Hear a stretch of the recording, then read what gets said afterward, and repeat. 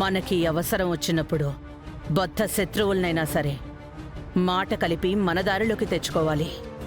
దాన్ని చూస్తేనే ఇరిటేషన్. కానీ నా ఇరిటేషన్ కంటే నా కూతురి పెళ్లి విహారితో జరగడం నాకు ఇంపార్టెంట్.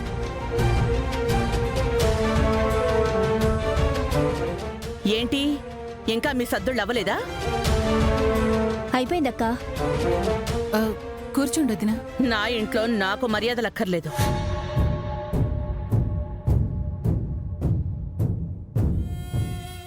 చాలా కాలం తర్వాత ఈ ఇంటికి ఎందుకొచ్చానో గుర్తుంది కదా?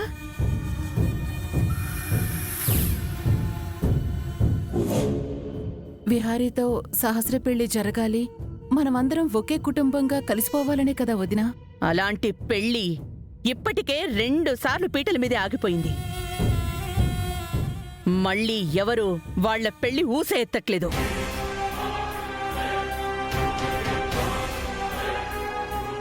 ఆ రోజు సహస్రకి నువ్వు మాటిచ్చావు, గుర్తుందా? ఆ మాట మీద నువ్వు నిలబడి విహారీ సహస్రకు పెళ్లి జరగాలి.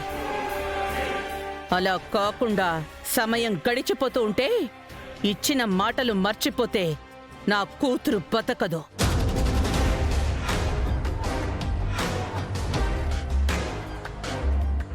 వదినా, అలా ఎప్పటికీ జరగదు. నువ్విక్కడ మాటిచ్చేశావు, మరోవైపు విహారీ కనకాన్ని పెళ్లి చేసుకున్నాడు. ఈ నిజం బయటపడితే ఎన్ని ఘోరాలు జరుగుతాయో ఏంటో. త్వరలోనే మంచి ముహూర్తం చూసి విహారీకి సహస్రకి పెళ్లి చేద్దాం.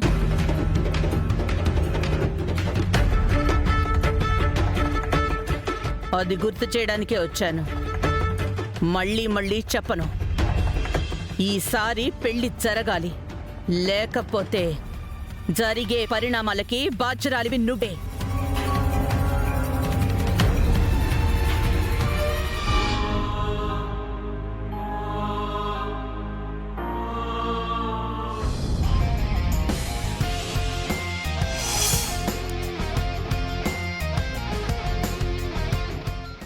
లక్ష్మి,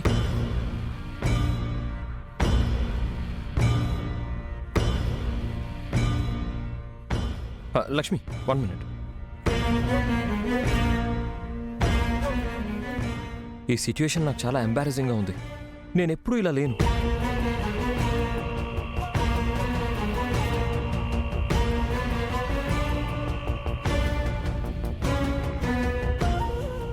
నీ నెక్స్ట్ స్టెప్ ఏంటి?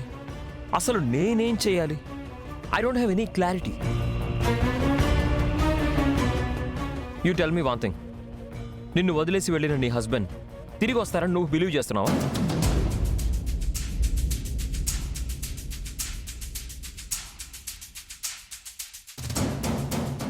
నువ్వు ఆన్సర్ చెప్పలేవు. బికాస్ నీ జీవితమే నీకు ఇప్పుడు ఒక క్వశ్చన్ మార్క్. నువ్వు జర్నీ చేయడానికి నీ దగ్గర ఫ్లైట్ టికెట్ ఉంది, వీసా, పాస్పోర్ట్ అన్నీ ఉన్నాయి. కానీ నిన్ను తీసుకెళ్ళడానికి ఫ్లైటే లేదు.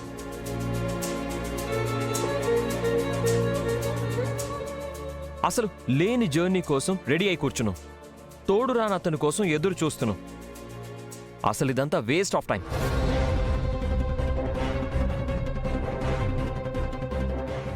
అతనెవరో గాని నీ అంత బ్యూటిఫుల్ గర్ల్ని, వెల్ హార్టెడ్ హ్యూమన్ బీయింగ్ని వదిలేసి ఎలా వెళ్ళాడు? ఐ థింక్ అతను ఒక పెద్ద ఇడియట్ అనుకుంటా. మదన్ బాబు,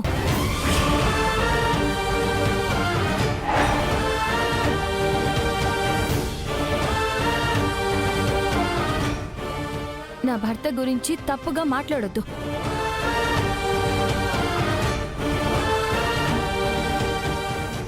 నేనేమి రాంగ్ వర్డ్ మాట్లాడలేదే. దయచేసి ఇంకేమీ మాట్లాడొద్దు.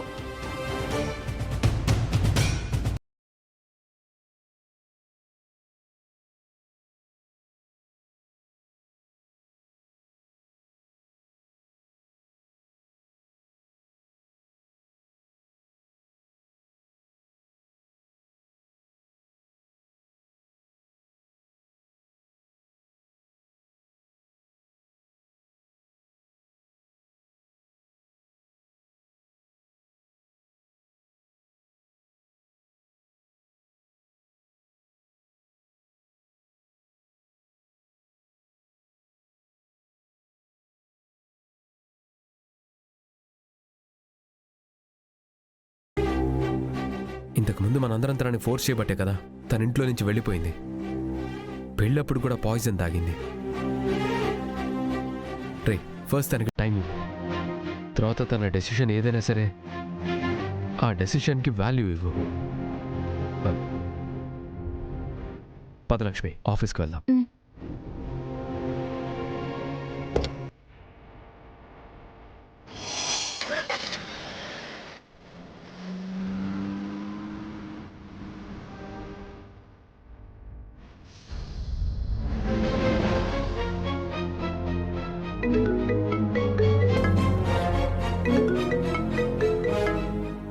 హలో హలో మేడం, ఎవరు? మన గచ్చిబౌలి ప్రాజెక్ట్లో లేబర్ సూపర్వైజర్ని మాట్లాడుతున్నాను. ఏంటి నాకు ఫోన్ చేసావ్? మేడం, సైట్లో గోడ కూలి ఒకతను చనిపోయాడు. అలా ఎలా జరిగింది? ఏమో మేడం, మీరు అప్రూవల్ చేసిన కాంక్రీట్ మిక్చర్ వాళ్ళు నాసిరకం మెటీరియల్ ఇచ్చారు. ఎవరు చెప్పారు నేను అప్రూవ్ చేశానని?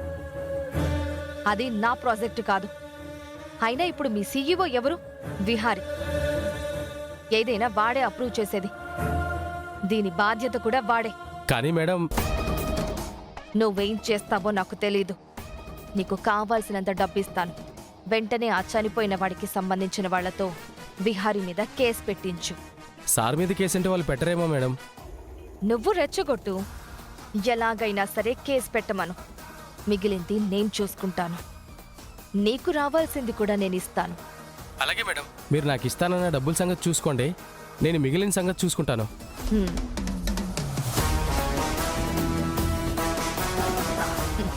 విహారీ, దొరికవురా. నీ అడ్డు తొలగించుకోవడానికి నాకొక అవకాశం దొరికింది. ఇప్పుడు నా గేమ్ మొదలు పెడతాను.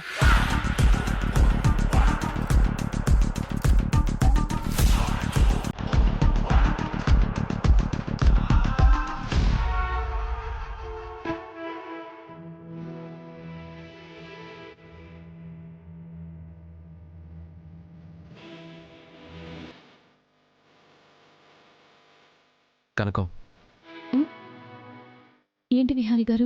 మతన్ మీద ఒక్కసారిగా ఎందుకలా గట్టిగా మాట్లాడావు? నువ్వు అలా అంటావని నేను అస్సలు ఊహించలేదు తెలుసా. అయినా నీకెందుకు అంతలా కోపం వచ్చింది? మొన్నటి వరకు నన్ను పెళ్లి చేసుకో అని ఫోర్స్ చేసిన మీరే ఈరోజు మదన్ గారితో మీరెందుకు నన్ను ఫోర్స్ చేయొద్దు, నా నిర్ణయానికి విలువ ఇవ్వు అని ఎందుకన్నారు? నేనేమో అనుకున్నాను, కానీ నీకు చాలా తెలివి ఉంది కనకం. మీ అంత కాదులేండి. నేను క్వశ్చన్ వేస్తే మళ్ళీ నేను నోరు తెరవకుండా నాకే క్వశ్చన్ వేసింది.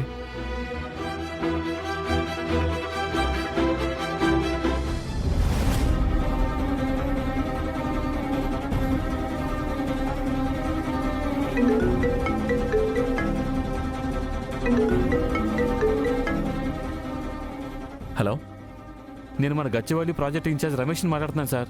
చెప్పండి రమేష్. సార్, ఈరోజు మన సైట్లో చాలా పెద్ద ఇన్సిడెంట్ జరిగింది సార్.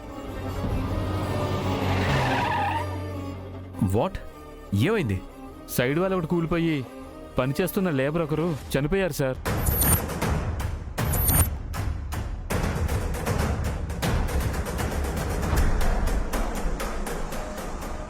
వాట్? అసలు సైడ్ వాల్ కూలిపోవడం ఏంటి? అదంతా ఎలా జరిగింది? ఏమో సార్, ఇన్సిడెంట్ ఎలా జరిగిందో తెలియదు సార్. బట్ లేబర్ అతను మాత్రం ఆన్ ద స్పాట్లో చనిపోయాడు సార్. వాళ్ళు కేసు పెడతామంటున్నారు సార్.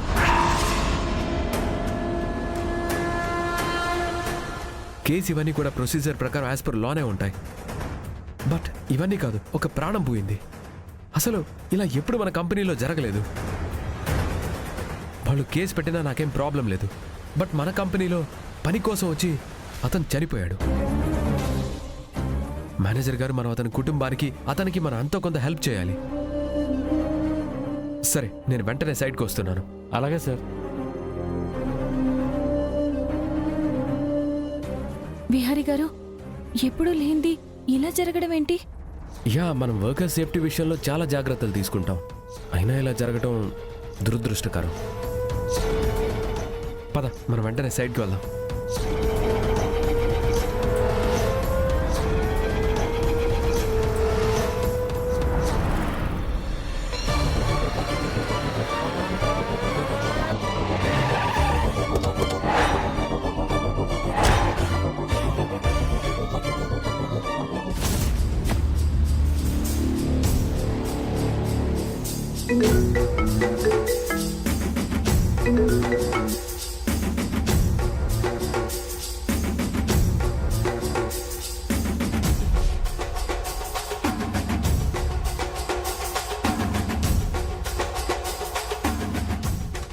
అమ్మా విహారీ ఎక్కడ్రా? ఆ, అమ్మా ఒక అర్జెంట్ పని ఉండి నేను ప్రాజెక్ట్ సైట్కి వెళ్తున్నాను. మన ఇంటికి నీ కోసం పోలీసులు వచ్చారా?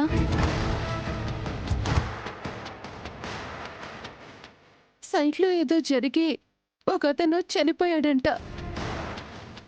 అతను చనిపోవడానికి కారణం నువ్వే అని కంప్లైంట్ ఇచ్చారంట. పోలీసులు వచ్చారు. మాకు చాలా కంగారుగా ఉందిరా.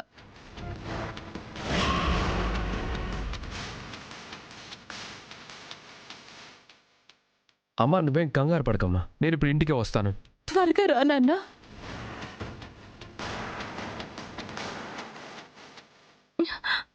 మీ మీద కంప్లైంట్ ఇవ్వడం ఏంటి విహారీ గారు? అదే అర్థం కావట్లేదు. మనం ఇంటికి వెళ్దాం, అందరూ టెన్షన్ పడుతున్నారు.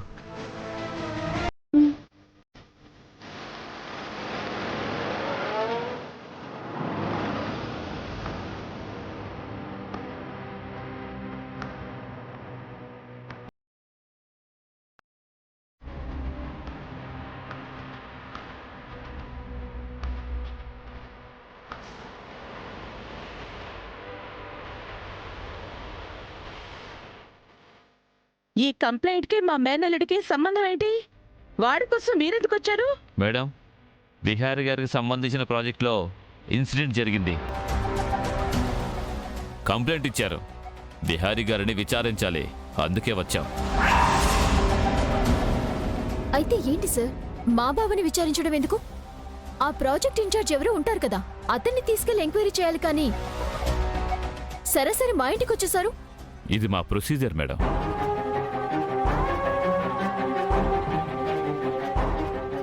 మదినా, మీరు కంగారు పడకండి. విహారీ వస్తున్నాడు కదా, వాడు చూసుకుంటాడు. విహారీ చూసుకోవడానికి ఏమీ ఉండదు. వాణ్ణి అడ్డంగా ఇరికించి వాడి అడ్డుని పూర్తిగా తొలగించుకుంటాను.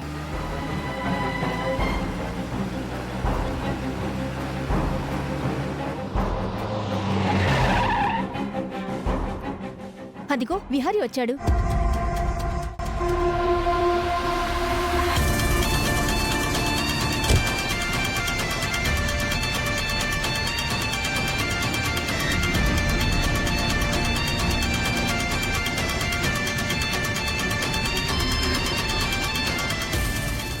నాన్న విహారీ, అమ్మా నేను చూసుకుంటాను, మీరేం టెన్షన్ పడకండి. ఎస్ఐ గారు చెప్పండి. సార్, మీ మీద కంప్లైంట్ వచ్చింది. మీరు మాతో పాటు స్టేషన్కి వస్తే ఎంక్వైరీ చేయాలి. వాట్? స్టేషన్కి రావడం ఏంటి ఎస్ఐ గారు? ఈ ఎంక్వైరీ ఏదో ఇక్కడే చేయండి. మేము మా డ్యూటీ ఎలా చేయాలో మాకు బాగా తెలుసు. మీరు ఎవరిని స్టేషన్కి రమ్మని చెప్తున్నారో తెలుసా? ఎవరైనా చట్టం ముందు ఒకటే madam.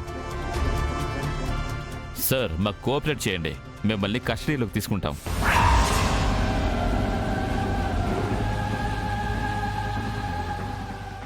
Case, FIR, arrest warrant లేకుండా ఎలా విహారీ గారిని కస్టడీలోకి తీసుకుంటారు? మాకు సార్ని కస్టడీలోకి తీసుకోమని పైనుంచి ఆర్డర్స్ వచ్చాయి మేడం. మేము ఆయన తీసుకుని వెళ్తాం. మీ ఇష్టం వచ్చినట్టు అలా ఎలా అరెస్ట్ చేస్తారు? మీకేం రైట్ ఉంది? మేడం, అన్ని స్టేషన్కి వెళ్ళాకే చెప్తాం. మీరు రండి సార్. సార్, మీరు తప్పు చేస్తున్నారు. ఒక బిజినెస్ మ్యాన్ మీద కంప్లైంట్ వచ్చిందని కస్టడీలోకి తీసుకోవడం కరెక్ట్ కాదు. సార్, మీరు మాకు కోఆపరేట్ చేయండి.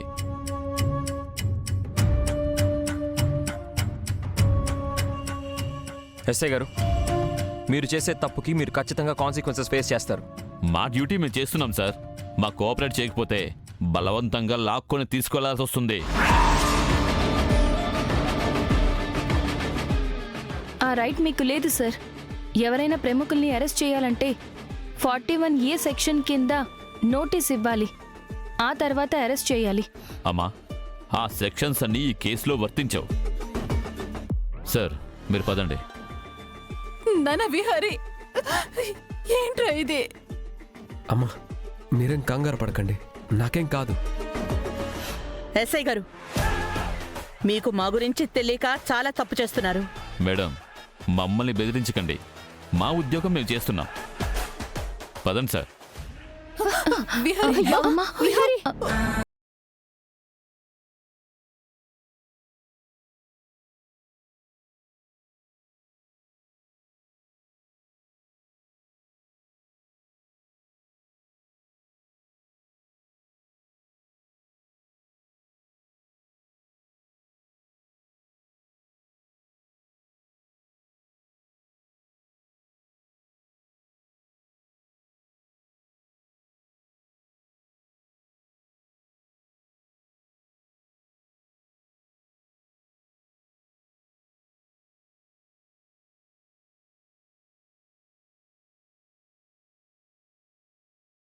అమ్మను మీరు జాగ్రత్తగా చూసుకోండి.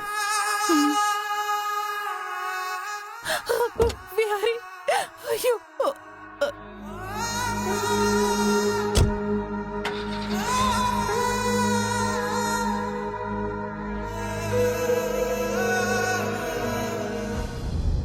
విహారీ, నువ్విక్కడి నుంచి వెళ్ళడమే గాని తిరిగి రానివ్వను.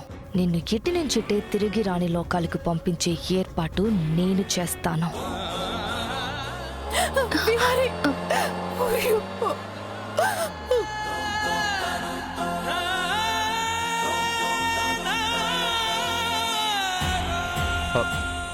నేను ప్రాజెక్ట్ సైట్ దగ్గరికి వెళ్ళి అసలు ఏం జరిగిందో తెలుసుకొని వస్తాను. విహారీ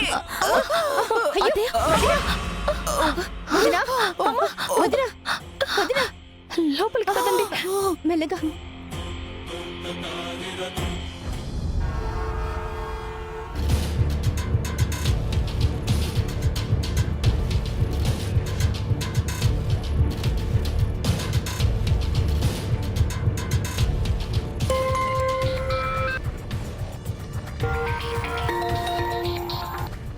హలో. హలో సిఐ గారు, ఎస్ చెప్పండి. మీతో ఒక డీల్ గురించి మాట్లాడాలి. డీలు గీలు ఏం వద్దు, ఫోన్ పెట్టేయండి. డీల్ అమౌంట్ 50 లక్షలు. ఇంతకీ ఎవరు మీరు? నా డీటెయిల్స్ తర్వాత చెప్తాను. మీరేం చేయాలో ముందు వినండి.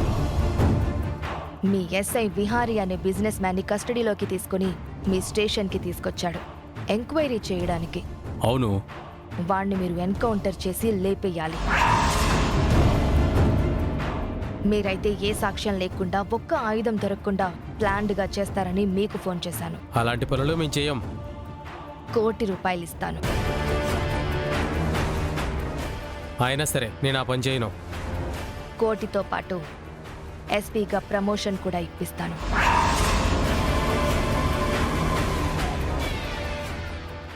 నమ్మకం ఏంటి? నమస్తే సార్, ఆ, మీకోసం మేడం లంచ్ బాక్స్ పంపించారు. మా ఆవిడ లంచ్ బాక్స్ పంపించడం ఏంటి? ఎవరా నువ్వు? చాలా special lunch box sir, open చేసి చూడండి. రేయ్ ఎవరా నువ్వు? రేయ్ లంచ్ బాక్స్ని ఓపెన్ చేసి చూడండి.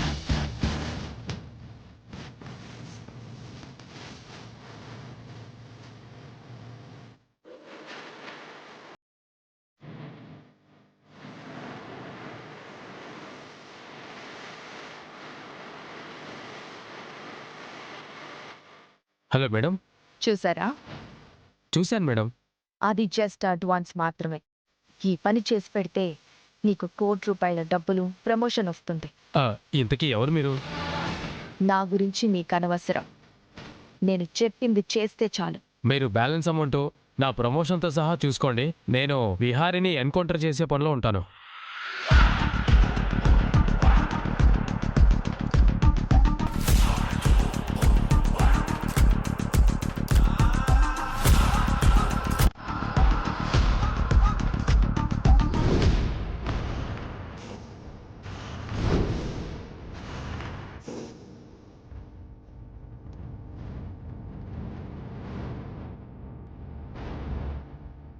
సార్ చెప్పండి సార్.